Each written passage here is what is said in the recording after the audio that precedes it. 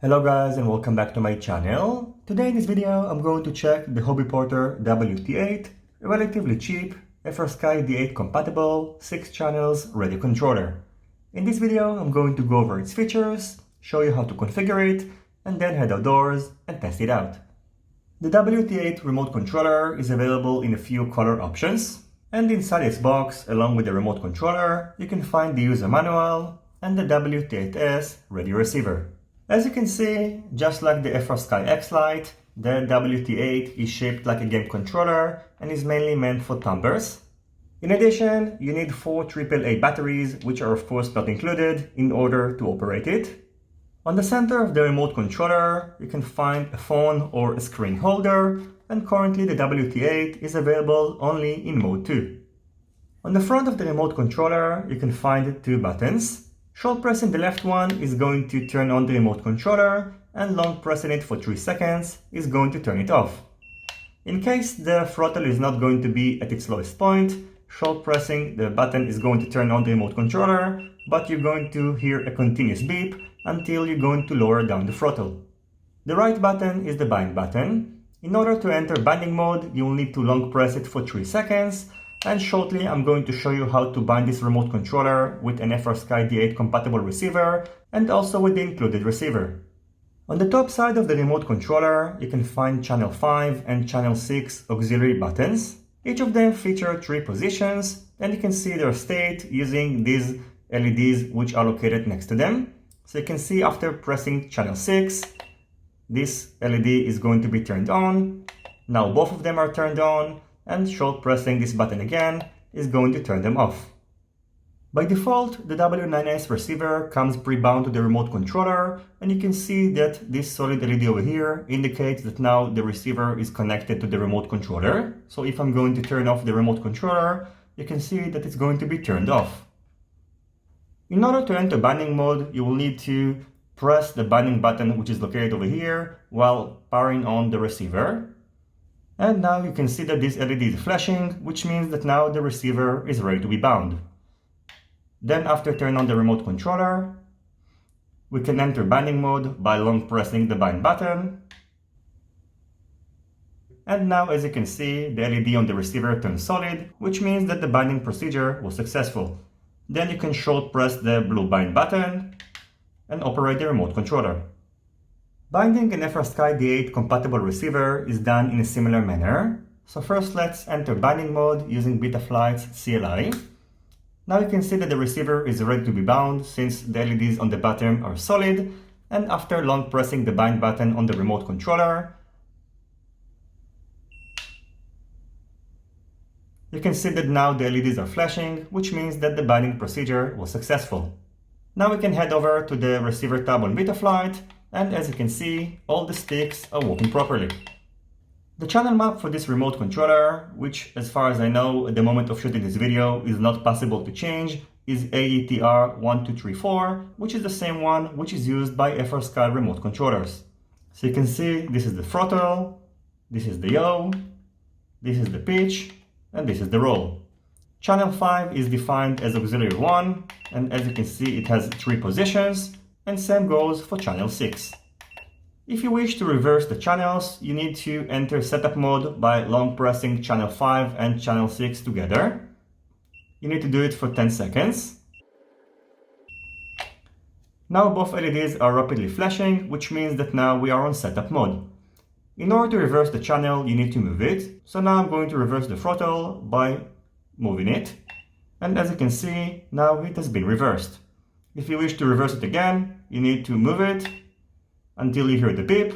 And if you wish to save the settings, you will need to hold channel 5 and channel 6 together. Now you can see that the throttle is at its normal position, and now I'm going to reverse it in order to show that it works. So now I'm back in setup mode. The throttle is reversed, and also let's reverse the roll. Save the settings, and now as you can see the throttle and the roll have been reversed. Now let's change it back, so we need to enter setup mode, reverse the throttle, reverse the roll, save the settings, and now as you can see everything is working fine.